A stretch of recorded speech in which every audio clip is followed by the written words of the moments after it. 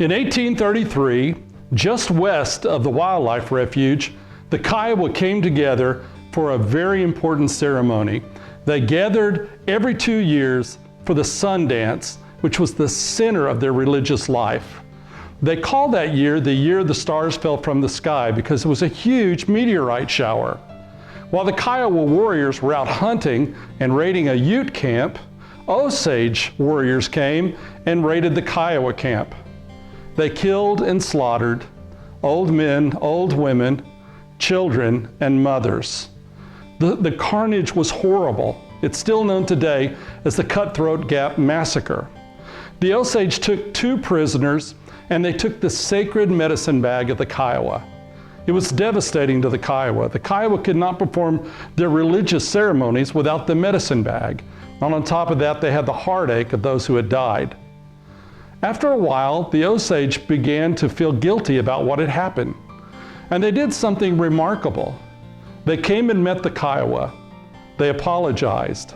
They returned the captives, and they returned the sacred medicine bag.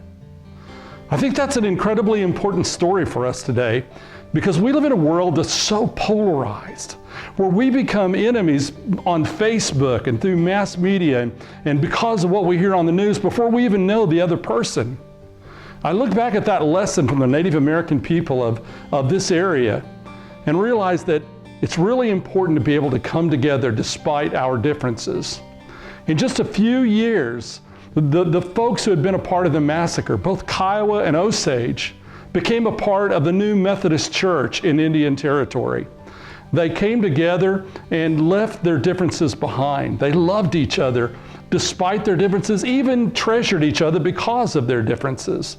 They endured the terrible carnage of the Civil War, which is probably the darkest history of church persecution in American history. Every Methodist church was burned to the ground. Every Methodist school was destroyed. Every Methodist pastor had a bounty on his head because Methodists were seen as supporting the Native Americans, and the Native Americans were slaveholders.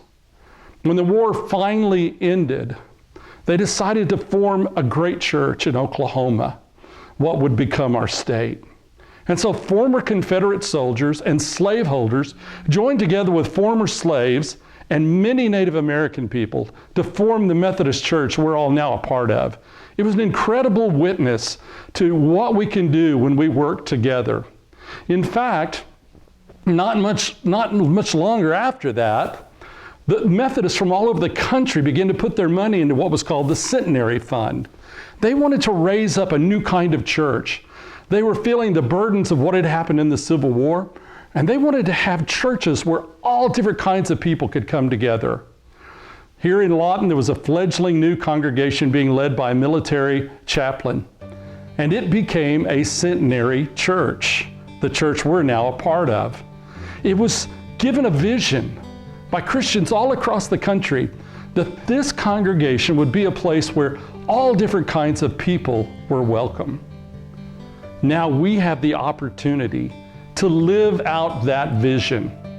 As a senior pastor, my dream for this congregation is that we are that church, where all different kinds of people can come together, where liberals and conservatives can meet and love each other and cherish each other because of our differences, to recognize how unique we are, to welcome people irregardless of their sexual orientation, their marital status, where they are in the economic scheme of things, or any other thing that makes them unique and special.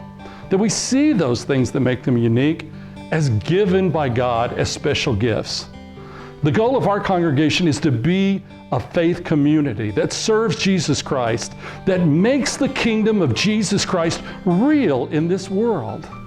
In these 2 books, 2 of my favorite possessions, tell the story of how Methodism was formed here in Oklahoma, particularly in this part of the state, and how these crazy idealists came together with this idea that the world could be different, and in church communities that the kingdom of God could be lived out and revealed to the world.